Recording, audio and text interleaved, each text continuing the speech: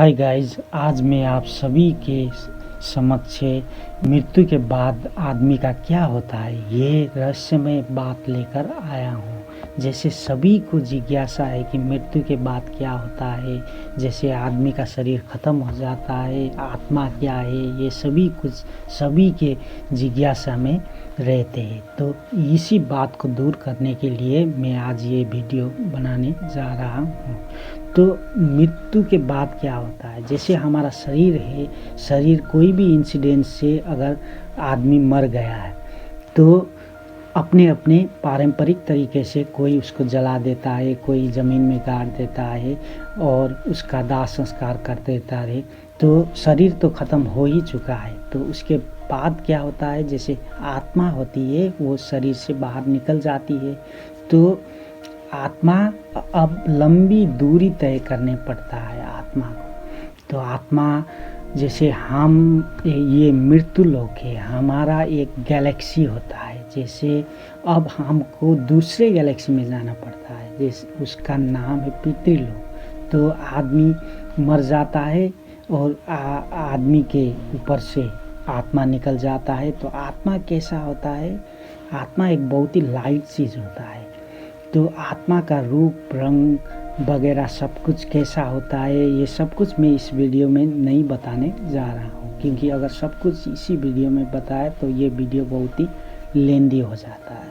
इसीलिए मैं दूसरे वीडियो में आत्मा के बारे में वर्णन करने जा रहा हूँ। अभी जो आत्मा लाइट आत्मा होता है वो हमारा गैलेक्सी आसान से पार कर देता है, क्योंकि वहीं पे वो रह रहा था, इसीलिए उसको कोई दिक्कत नहीं होती है। अब दूसरी जो गैलेक्सी होती है वो पितृलोक बोलते हैं, उसकी भी आउटर लेयर होता है, जैसे ऑर्बिट बोलते हैं। तो आउटर लेयर तक तो वो आसान से पहुंच जाता है। तो आउटर लेयर के बाद क्या होता है, जैसे आदमी अगर अच्छा कर्म करके गया है तो वो डायरेक्टली पितृलोक में जा सकता है। लेकिन उसने अगर अच्छा कर्म नहीं किया है तो उसको यात्रा तय करना पड़ता है, आउटर लेयर से पितृलोक तक का यात्रा तय करना पड़ता है। उसमें तो उसके विभिन्न बाधा और सब कुछ आता है, जैसे क्लाइमेटिक कंडीशन सब कुछ होता है। तो वो सब कुछ को पार करके वो पितृलोक में पहुंच जाता है।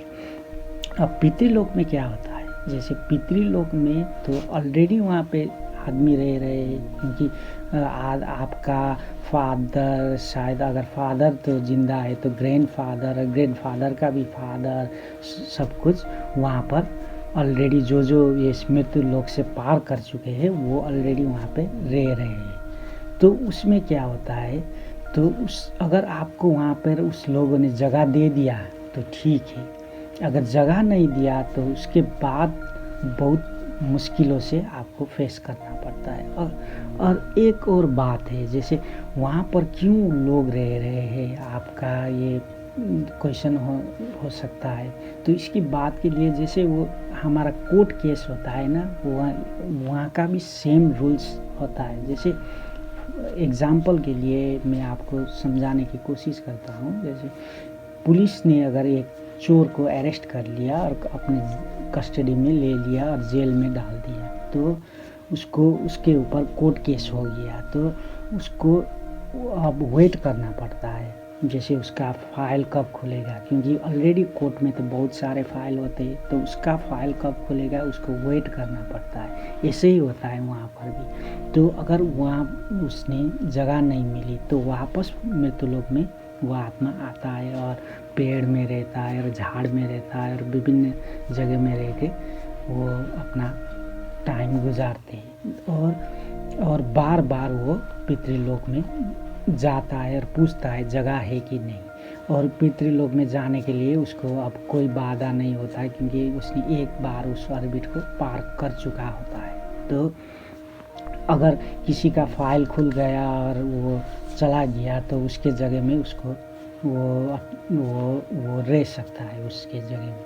तो अगर उसका अब बहुत सालों के बाद उसका अब टाइम आता है जब उसका फाइल खुलता है, तो उसको यमलोक में उसके अपने कर्म से 2 भाग में विभाजन कर देते हैं। जैसे पाप का एक साइड होता है और पुण्य का एक साइड होता है। तो पुण्य अगर कर्म किया है तो उसको स्वर्ग लोग दे देते हैं।